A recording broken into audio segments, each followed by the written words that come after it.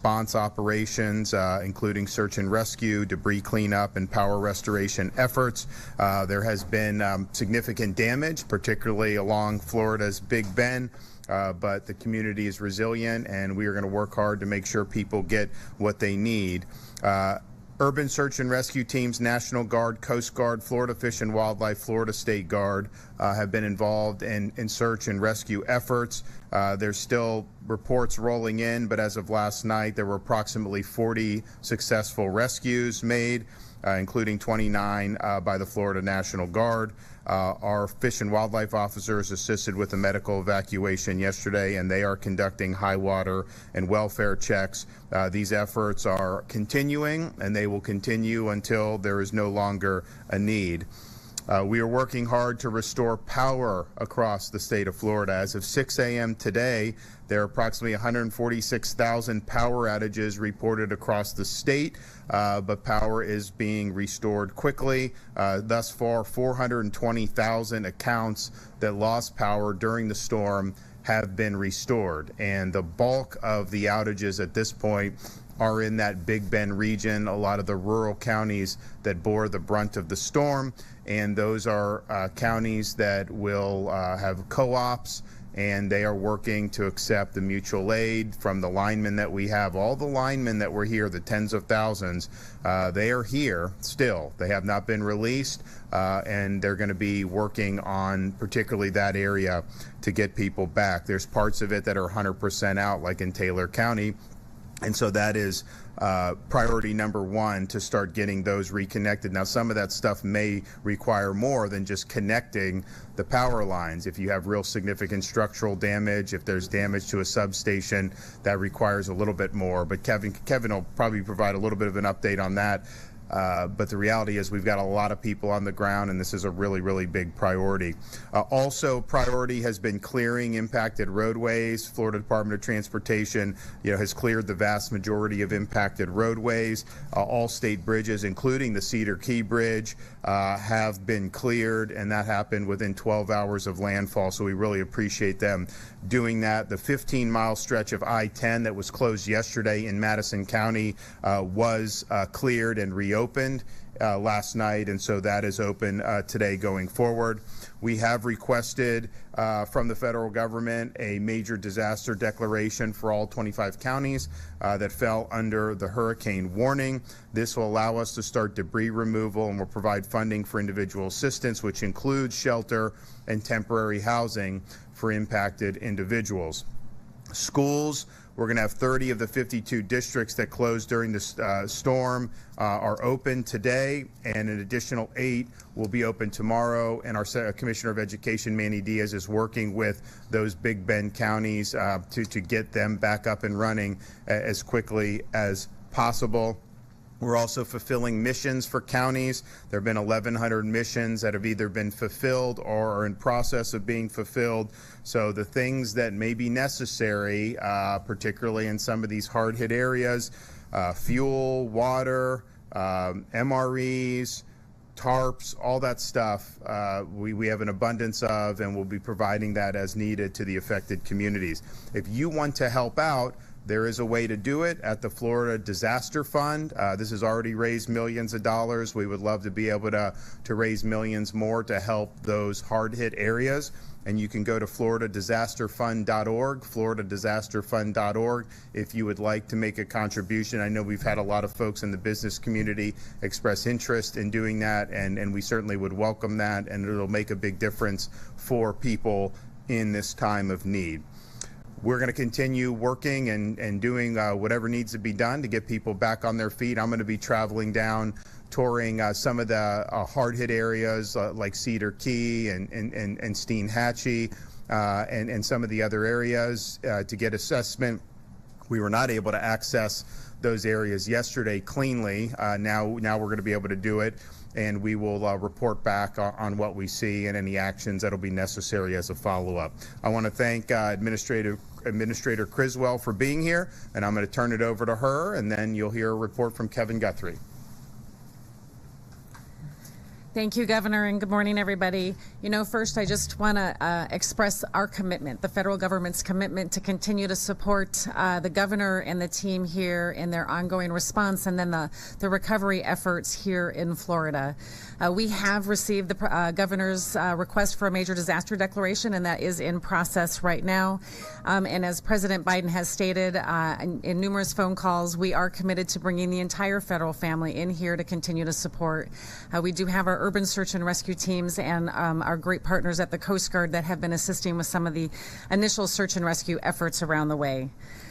Why I'm here today is to join the governor and see firsthand the impacts that the communities have had, so we can determine what level of assistance and what other programs we'll need to bring in to help support those people that were in the storm's path, help them on their road to recovery. And so what's next is we are going to see what this damage is. We are going to process the governor's request for a major disaster declaration as quickly as possible, and we are going to make sure that we always have the resources here from the federal family to support the current efforts, but also the ongoing recovery efforts that may be needed in these communities that were impacted by Hurricane Idalia. Thank you. Evan. Thank you, sir. Once again, Governor, thank you for your leadership. I appreciate everything you're doing for us all. I'm going to have a couple of graphics to go over today, but one of the things that I will start with is pick up where the governor left off on power. We have every available resource in there. We have talked to Duke Energy. Duke is working with the co-ops locally to make sure that we have every available lineman in that area, making sure that we can get that power back on.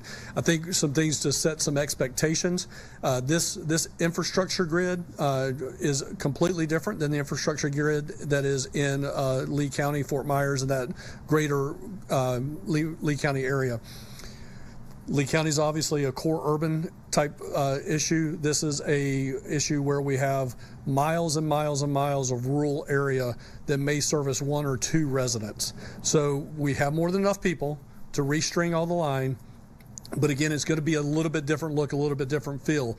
We may only be able to bring on a handful of customers with a 10-mile stretch of line. So we are going to do it. We're going to get it done. I told the governor we're going to try to get the majority of people back on in the next 48 hours. But we will be constantly in contact with Duke Energy, Melissa, and then Mike Borkland with the Florida Co-op Association. Today I want to talk more about what it is that you should be doing now that the disaster has hit and you are getting ready to start taking your debris to the edge of the roadway. It will help us immensely. It'll help your local governments immensely, the solid waste individuals, if you will separate your debris at the roadway. When you put it at the roadway, number one, don't put it in the road, put it at the road's edge. We need to be able to get up and down the roadways with emergency vehicles and other crews as we need to. So make sure you separate your interior debris removal. These are your sofas, your couches, the bedding, things of that nature. Put it in a pile. Put your muck and gut. So what do we talk about muck and gut? This is the mud that came in your home. This is the wet sheetrock, the wet carpet, the wet materials, all of those things that are wet that you're taking out of your home, you're cutting out of your home, you have a contractor cutting it out of your home, maybe you have a volunteer organization cutting that out of your home. We're going to want that in a separate pile.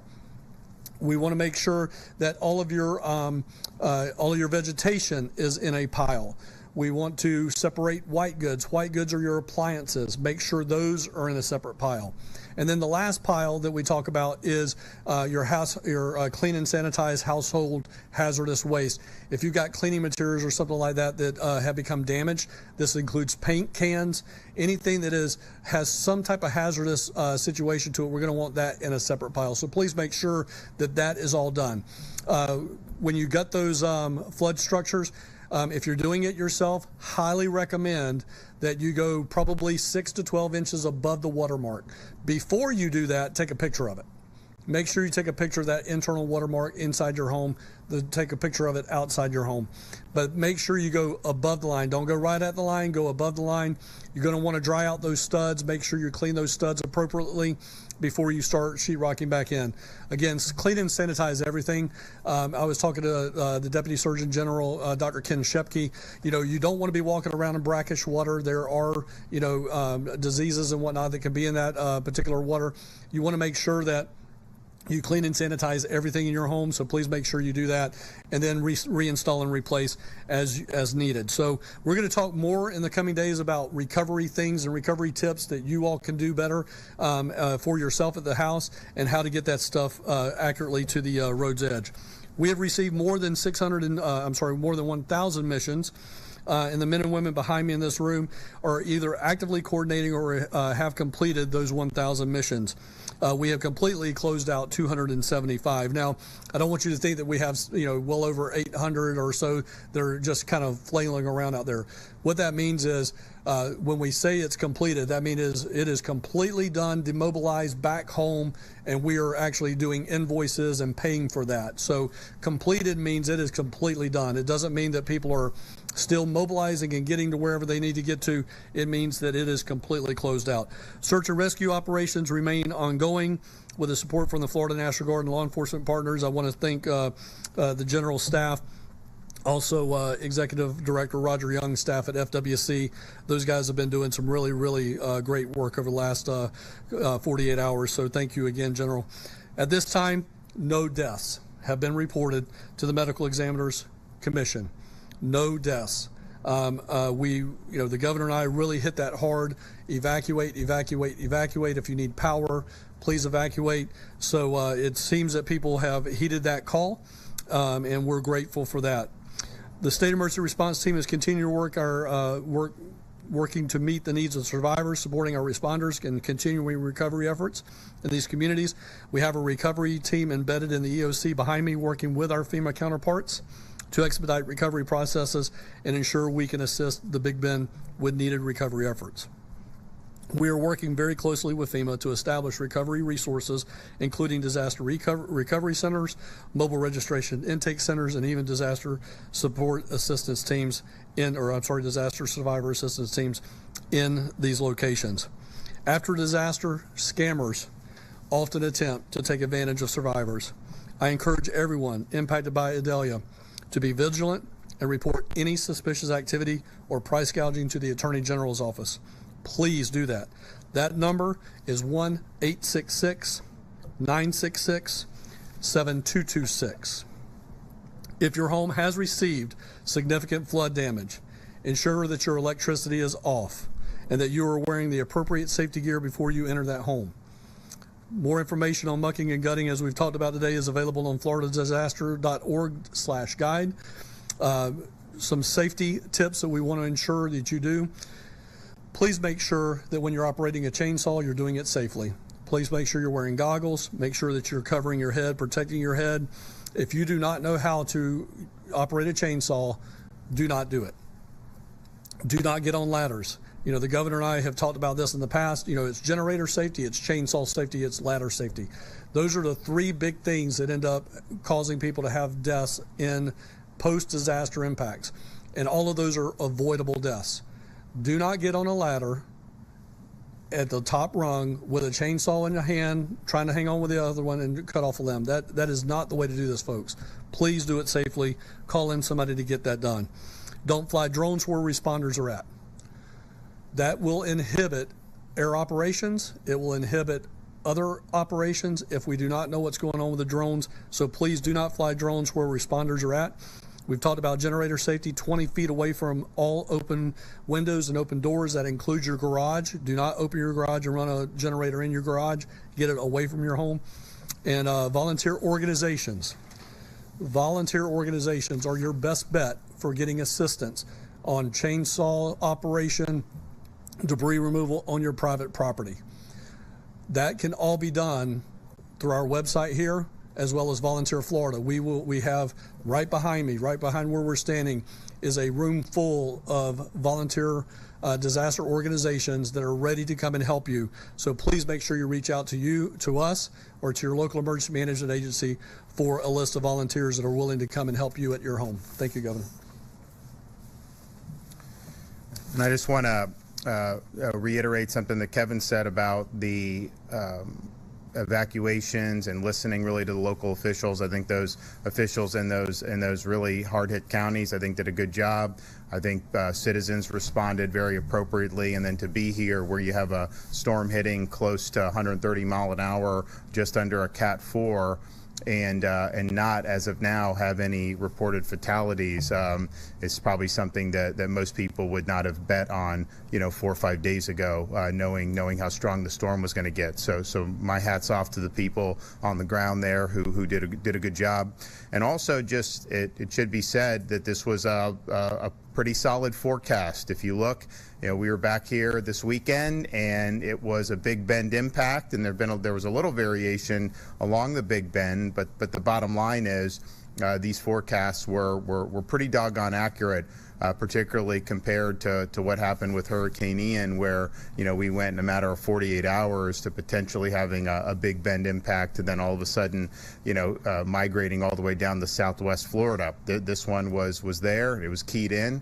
And it was very, very accurate. So I appreciate that, and that was great. Okay, do we have any questions?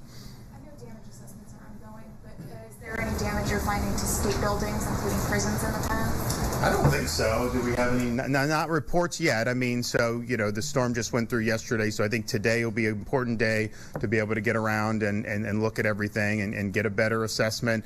But there's not been any specific report about any state buildings. Describe the damage that you saw yesterday and compare that to Hurricane Ian last year. Well, what I saw was just a lot. I mean, there's a massive amount of debris because you have a lot of trees in this part of the state, and there were trees knocked down. They would knock down power lines. There were branches and all kinds of stuff kind of everywhere. You did see structural damage to buildings. I saw roofs torn off of businesses. We saw other types of hurricane damage. There's no question. Ian was different because where that hit, I mean, you saw the boats. I mean, it would take boats and move the boats, hundreds of yards, even thousands of yards, and they'd just be in the middle of a field somewhere. And you're like, how does that happen? And so that was, I think, a level of power that it came in basically at a Category 5. And then it was in a much more populated area. So more opportunity, I think, to have destruction, whereas I think this one, there was definitely a lot of destruction, but it was so much debris and so much woods, and that's just going to require a lot to be able to clean all that up. It appears that most of the power outages are in about 6 to 8 counties, and the state believes that we can have power restoration within the next 48 hours throughout the region. So the outages are primarily the Taylor, the Madison, a little bit of Levy, Sewanee, Dixie, Wakulla, those types of counties, basically right in the path of the storm. And so what Kevin said yesterday is that there would be significant progress within 48 hours. I don't think that we'd be in a position to say that it could be fully restored just simply because if there's structural damage, you're going to have to rebuild some of that stuff. If it's reconnect, we've got the people there. That's going to be able to get done. If it's rebuild, there's just more that goes into that. But suffice it to say, for the number of customers that are out, to have 146,000 out and us to have tens of thousands of additional linemen, that's a pretty good ratio. So I think people could rest assured that there's a lot of resources being put on this mission to be able to get them up and running as quickly as possible.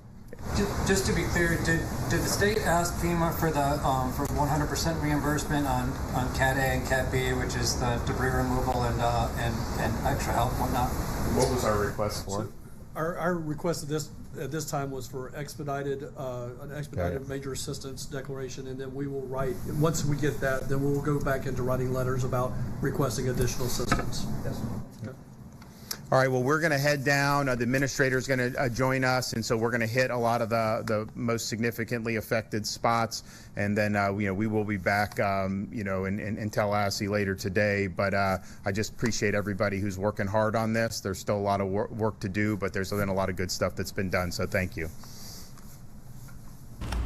So we just heard from Florida Governor Ron DeSantis and officials of recovery efforts and what's next now for Tropical Storm Idalia. On the right side of your screen, we are following the path, tracking the path of Tropical Storm Idalia now over in the Carolinas. And then live, that bottom box, Cedar Key, Florida, an area that was impacted by Tropical Storm Idalia. We also know they had to do several search and rescue missions out there in that area.